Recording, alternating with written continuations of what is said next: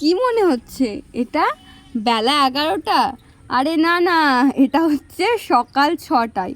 আমি টিউশনের জন্য রওনা হয়েছিলাম, মানে 6টারও আগেই বলা যেতে পারে। তো বেলা বাড়লে যে কত রোদও বাড়তো সেটা ভেবেই আমার মাথাটা খারাপ হয়ে যাচ্ছিল।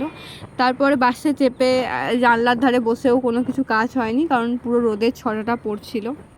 আমার টিউশন শেষে আমার ঠাকুমাদেরকে ডক্টর দেখানো ছিল, তো কিছুটা সময় ছিল, তাই বান্ধবীর হোস্টেলে আমি ল্যাদ খেয়ে নিচ্ছিলাম একটু। তারপর কি দেখছেন আমি এক্সপ্রেস বাজারের সামনে কি করছিলাম? না না না, কিনতে ঢুকিনি, অত বড় লোক আমি নই। আমার একটা বান্ধবীর সাথে গেছিলাম। তারপর এত রঙ্গচঙ্গ করে গিয়ে দেখি যে যে ডাক্তারকে আমরা দেখাতে এসেছি উনি আসবেন না। দুই ঠাকুমা বহুত কষ্ট করে এসেছিলো বাসে করে, কিন্তু ডাক্তার আসবে না ভেবে মনটা সত্যিই খুব খারাপ হয়ে গেছিলো।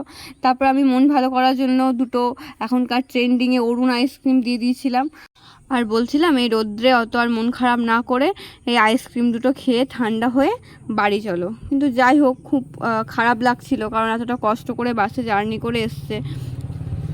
তারপর আবার কি, আবার বাসে চেপে পড়লাম, আর মনটা সত্যিই খারাপ হয়েছিল, কারণ আমার টিউশন করে আমি অনেকক্ষণ বাড়ি চলে যেতাম, এটার জন্যই আমি দাঁড়িয়ে গেছিলাম। তারপর আবার বাস থেকে নেমে আমাদের বাড়ি আসতে টোটো করতে হয়, তো সেখানে ঠাকুমাকে থামস আপ দিয়েছিলাম। থামস আপের ঝাঁজে ঠাকুমায়ের মুখটা দেখার মতো ছিল। তারপর ছোটো ঠাকুমাকেও খেতে দিলাম, কিন্তু এই ঝাঁকানিতে ছোটো ঠাকুমা খেতেই পারছিল। কষ্ট করে গিয়ে ডাক্তার না দেখানোর যে ব্যাপারটা, সেটা একটু ভোলানোর চেষ্টা করছিলাম। তো টাটা।